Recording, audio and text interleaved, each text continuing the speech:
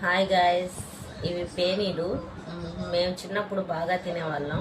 పాలల్లో వేసుకొని తింటే చాలా రుచిగా ఉంటాయి.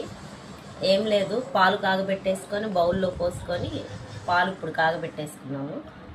ఈ చిన్న బౌల్స్ తీసుకొని బౌల్లో మిల్క్ పోసేసుకొని కొంచెం కొంచెం ఇంకా పేనీల్ని ఇలా తీసుకొని ఇలా తుంచుకొని వేసేసుకోవటమే ఫ్రెండ్స్. చాలా టేస్టీగా చాలా బాగుంటాయి ఫ్రెండ్స్.